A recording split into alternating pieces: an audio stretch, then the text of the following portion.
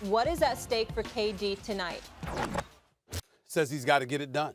The Brooklyn Nets, in my opinion, are not winning this series without Kyrie and James Harden. It's not going to happen. After they went up 0-2, they were up 49 points. We saw an annihilation in place, and the Bucks showed up for Game 3, which we both predicted would happen. But still, we didn't see any way that the Brooklyn Nets were going to lose this series so long as they were healthy enough to play. That's not the case. Kyrie Irving and James Harden are both out. And I don't expect the Brooklyn Nets to win this series without Kyrie and James Harden. But who knows if they would be available for Game 7, which takes us to Game 5. Because Milwaukee's winning Game 6. They're not losing Game 6 in Milwaukee. They will win that game. So to me, it comes down to tonight. And where I became one of my most famous quotes, Max and Molly, was in 2001 when I was a beat writer for the Philadelphia Inquirer covering Allen Iverson and the Philadelphia 76ers. My boy Kevin Frazier for Entertainment Tonight always brings this up because they were interviewing me and I said the Lakers in 5, it's nothing to discuss. And everybody was like, well, why ain't you calling a sweep?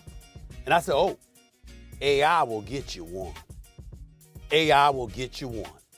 6 feet, 160 pounds, soaking wet. The answer, Allen Iverson rolled into the Staples Center and dropped 48 and stepped over Ty Lue to clinch the deal. It was just one game. I knew they wouldn't win another, but he got you one.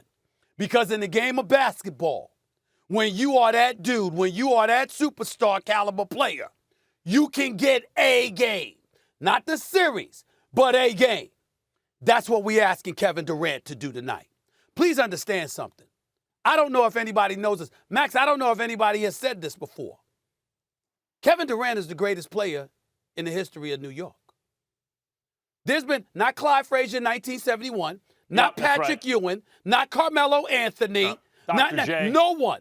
Kevin Durant is the greatest basketball player to ever represent the city of New York in basketball. That's true. Period. There's no doubt about it, okay? You can, 7 feet, arguably, one of the top 3 scorers in the history of basketball. You can't just show up for one game, although you're 44 games removed from that Achilles injury. You can't show up for one night and get one game. I believe he can. I believe he will. I believe a night like tonight, KD drops 50. And it saves Brooklyn for a few days, hoping that Kyrie and or James Harden can come back for Game 7 because they're going to lose Game 6. They don't even need to travel to Milwaukee. You don't get to get you can't get away with that. Time out. Wait a minute. KD doesn't have Kyrie or James Harden, right? You know who else doesn't have Kyrie or James Harden? Giannis. He never has Kyrie or James Harden. When he plays KD, the second best player in the series will always be on KD's team.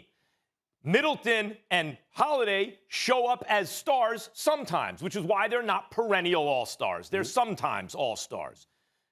Harden and Kyrie, those guys show up all the time. That's why they're perennial all-stars, and in Harden's case, and a perennial MVP candidate.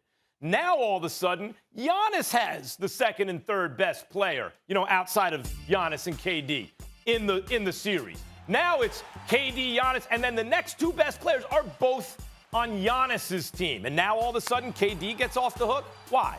Well, you weren't letting Giannis off the hook. I was. I'm not expecting KD to win the series now. He doesn't have a set. He still has Joe Harris shoot the lights out. Still has Blake Griffin. I'll answer your question. Blake Griffin, good. He hits you with a double-double, basically averaging for the series. And if he needs to step up, he's capable of more. We saw him posterize Giannis. Physically, he looks good again.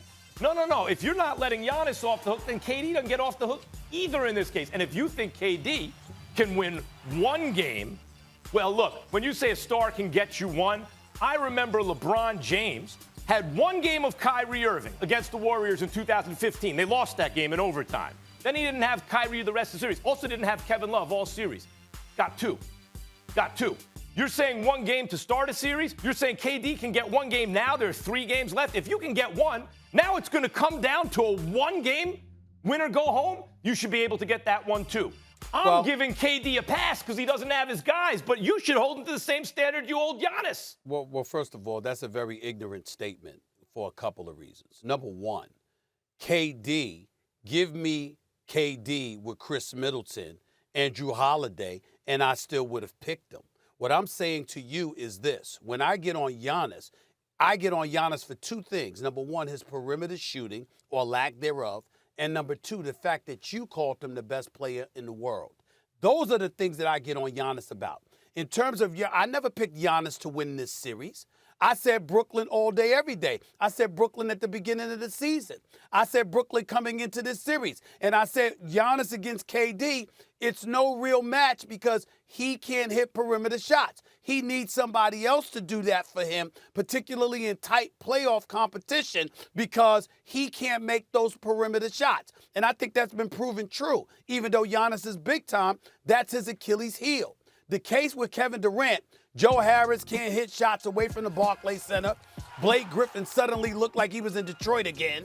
Okay, Jeff Green just returned after being out throughout the playoffs because of his injury. And again, whether it's Kyrie or James Harden, I've been on the record stating just one of them with him, KD will win. But to ask him to win this series without them, I think is a bit much. But again, you take one game at a time, and in my opinion, he should be able to deliver the goods tonight. One game to force a Game 7 back at the Barclays Center. He should be able to win one game. Three things. One, I said Giannis was the best player in the world because he was the reigning regular season MVP. And as a prediction, I thought he would do well in that playoffs. He did not. You highlighted how others won the league MVP, but they weren't the best. I get it, but just because he was the MVP didn't make him the best. That was, well, given his age, his size, the kind of player he was, that was predictive on my part. Well, you were the only person on the planet that didn't know that he didn't have a jump shot. Sometimes you make predictions that are wrong. And when the series was over, I was like, okay, my prediction on Giannis was wrong.